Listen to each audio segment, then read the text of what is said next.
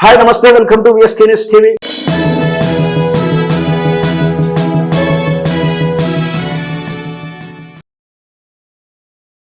రేవంత్ రెడ్డి సర్కార్ని, కాంగ్రెస్ సర్కార్ని ఇప్పటి వరకు సపోర్టింగ్ గా నిలబడుతుంది ఆర్టీసీ ఉచిత బస్సు మహిళలకు అనే స్కీము.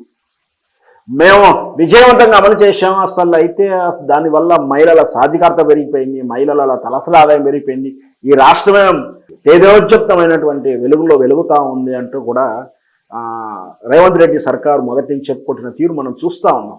ఇది కర్ణాటక రాష్ట్రంలో మొదట అమలు చేశారు. ఎన్నికల సమయంలో అక్కడ ఇచ్చినట్టు వాగ్దానం ప్రకారం అక్కడ గెలిచింది, అదే పాచిక ఇప్పుడు మార్చారు. తర్వాత అయితే తెలంగాణ తర్వాత మహారాష్ట్ర, ఇతర రాష్ట్రాల్లో ఈ పప్పులేం ఉడకలేదు వాళ్ళది.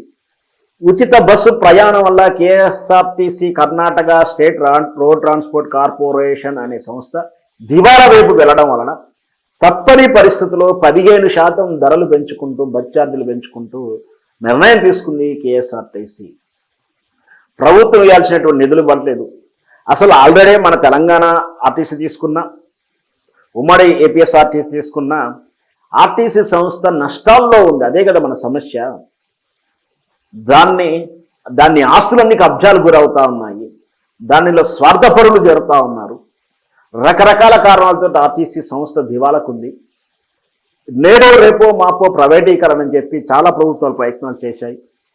అయితే కార్మికుల నుంచి వ్యతిరేకత, దాంతోపాటు ప్రతిపక్షాల నుంచి అనవసర రాద్ధాంతాలు అవడంతో మీ కర్మ మీరని వదిలేసిన సంఘటనలు కూడా ఉన్నాయి కేసీఆర్ ప్రభుత్వ కాలం.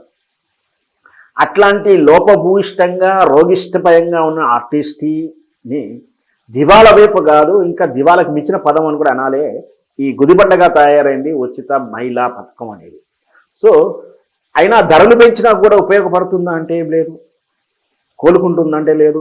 ఇంతవరకు ఆర్టీసీ కాదు, ఇంకా ఇతర సంస్థల్లో కూడా కేవలం రోజు దినసరి కూలీలు, నెలసరి కూలీలు, జీతాలు తప్పించి ఇతరత్ర వివాహాది, టూర్లకు, రకరకాల బెనిఫిట్ల కోసం లోన్ల ఫెసిలిటీ ఉంటుంది వాళ్ళకు. అంటే వాళ్ళు దాచుకున్న జీవిత బీమాలు ఉంటాయి, వాళ్ళు దాచుకున్న ప్రావిడెంట్ ఫండ్స్ రకరకాలు ఉంటాయి, లేదా అది వెల్ఫేర్ ఫండ్స్ ఉంటాయి. దాంట్లో నుంచి గృహాలు కట్టుకోవడానికో, ఆసుపత్రులకో, దేని వైద్యానికో వాళ్ళకు లోన్లు ఫెసిలిటీస్ కూడా ఉంటాయి.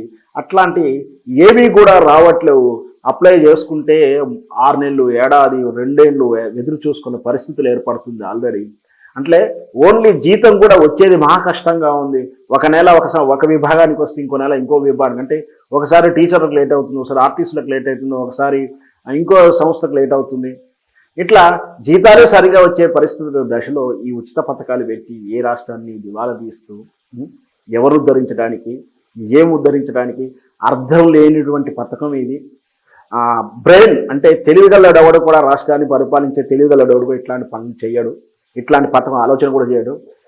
ఎవరో స్వార్థపరులు, షాడిస్టులు, బ్రెయిన్లెస్ ఫెలోస్ ఇచ్చిన పథకం ఇది.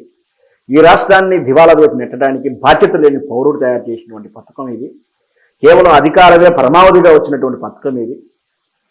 అదే ఒక దినసరి ఆకుకూరలు అమ్ముకునే వారికో, కూరగాయలు అమ్మే వాళ్ళకో, విద్యార్థులకో, ఇంతవరకు విద్యార్థులకు ఉచిత బస్సు లేదబ్బా. 30 ఏళ్ళు, 40, 50 ఏళ్ళ నుంచి చూస్తూ ఉన్నాం.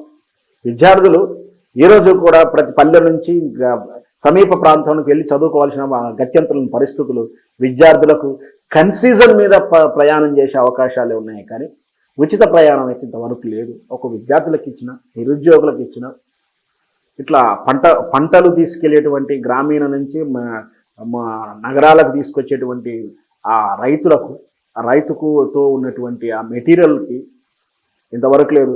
ఒక్క రైతు టమాటా బుట్ట ఒక్కటి కాక ఇంకొకటి ఎక్కువ తీసుకొచ్చుకుంటే వాళ్ళని దోచేటువంటి విధానం మనం చూస్తూ ఉంటాం.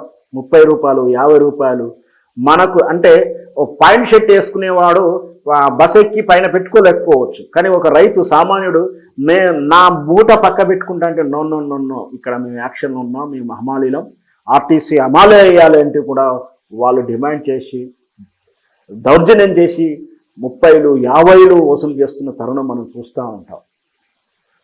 ఇట్లాంటి వ్యవస్థలో ఇంత అవలక్షణాలు ఉన్న వ్యవస్థను ప్రక్షాళన చేయకుండా ఇంకెక్కువ దానికి క్యాన్సర్ వ్యాధి అంటగట్టినట్టు ఉచిత బస్సు అంటగట్టారు. ఈరోజు 15% పెరిగినటువంటి కేఎస్ఆర్టీసీ రేపు గ్రామీణ ఎన్నికలు అయిపోయిన తర్వాత, స్థానిక సంస్థ ఎన్నికలు అయిపోయిన తర్వాత తెలంగాణలో ఖచ్చితంగా 15 నుంచి 25% పెంచే అవకాశాలు ఉంటాయి. తస్మాత్ జాగ్రత్త. తెలంగాణ ప్రజలు అలా ఆలోచించుకోండి. స్థానిక సంస్థల ఎన్నికలు అయిపోతే 15 నుంచి 25% పెరిగిన ఆశ్చర్యపడక్కర్లేదు. కాబట్టి స్థానిక సంస్థలో ఎన్నికల సమయంలో మీ దగ్గర అమృత అవకాశం ఉంది. మీరు చేసిన తప్పు దిద్దుకునే అవకాశం ఉంటుంది. గ్రహించండి. Thank you.